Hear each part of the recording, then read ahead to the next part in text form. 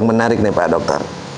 Pak Dokter kan akademisi pendidikan ya. Ya. Juga mencintai sejarah kita ya, sejarah Ciamis. Dan Ciamis itu teritori pusir daya dari kerajaan, bahkan ke Maharajaan Sunda, ke Maharajaan Galuh, ke Maharajaan Sunda Galuh.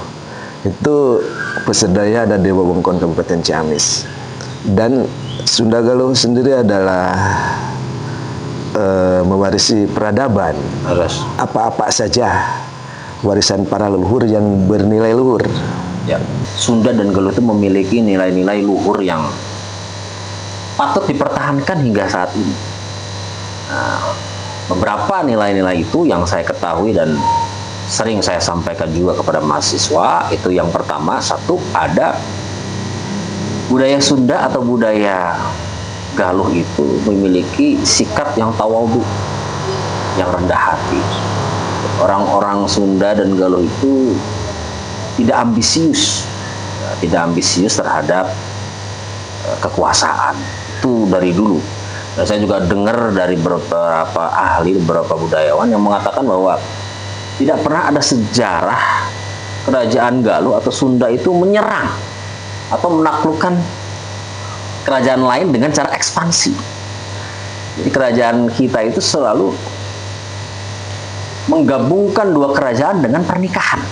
Nah, ini kan menjadi satu ciri atau satu nilai yang luhur dari Galuh, dari kerajaan Galuh, yang memang kita itu mencintai perdamaian. Salah satu contoh pernikahan antara kerajaan Galuh dengan kerajaan Kalingga yang pada waktu itu dipimpin oleh Ratu Sima. Itu pun menggabungkan dua kerajaan besar di Jawa Barat, yang sekarang disebut Jawa Barat dan sekarang disebut dengan Jawa Tengah.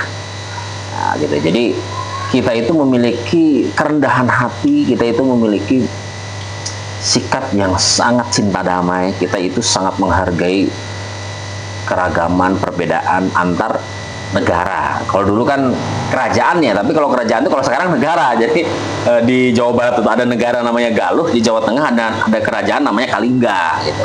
Jadi ini adalah bukti salah satu bahwa kerajaan Galuh itu memiliki akhlak yang baik atau tawadhu, bahasa Arabnya sekarang tawadhu, rendah hati.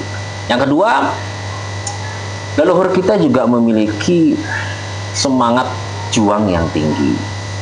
Dari dulu raja-raja kita itu memiliki betul-betul etos kerja yang sangat tinggi. Dan itu bisa dibuktikan dengan banyak catatan sejarah bahwa kerajaan Galuh itu banyak bekerja sama dengan kerajaan-kerajaan di luar Galuh. Kita banyak kerjasama, pertukaran rempah-rempah, ya, jual beli berbagai barang-barang pertukaran antar budaya dengan Cina, dengan Eropa, dengan Arab bahkan. Jadi kita memiliki etos kerja yang sangat tinggi. Selanjutnya yang ketiga yang saya ketahui, di kerajaan Galuh atau di sejarah kita atau nilai leluhur yang ada di bangsa kita memang betul-betul selalu berupaya untuk menjalin hubungan yang baik dengan para penguasa.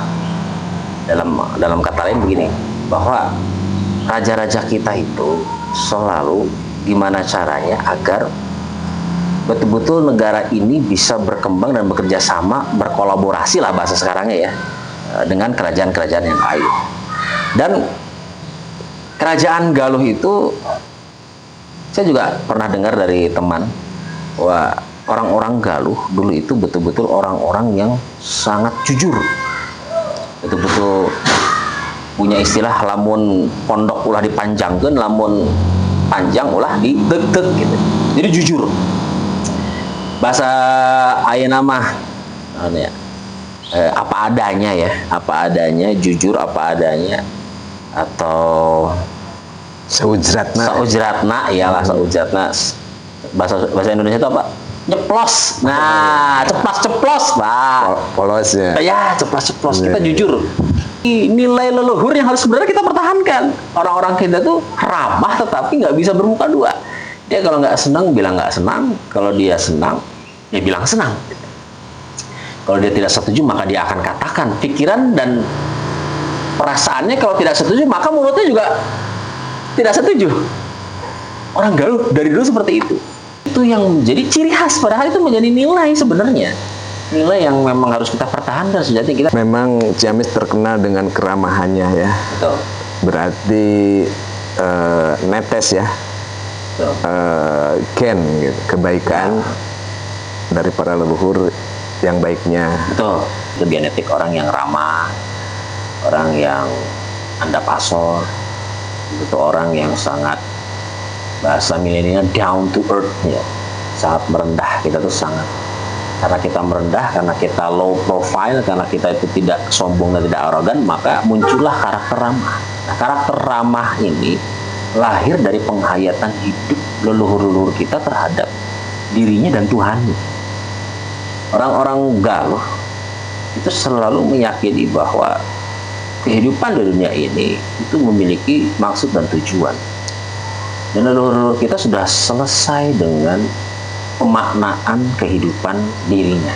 Leluhur kita sudah tahu bahwa kita itu hanya hamba, hanya budak dari Tuhan yang Maha Esa atau Allah Subhanahu wa Ta'ala. Maka dengan kesadaran penuh itu muncullah di dalam pikiran dan hati kita bahwa tidak boleh sesama hamba, tidak boleh sesama makhluk ciptaannya kita saling meninggikan, saling sombong atau saling menjatuhkan sama satu sama lainnya, saling sikut ngikut atau saling merendahkan. Maka itu menjadi pantangan bagi orang-orang Galuh atau secara umum orang-orang Sunda.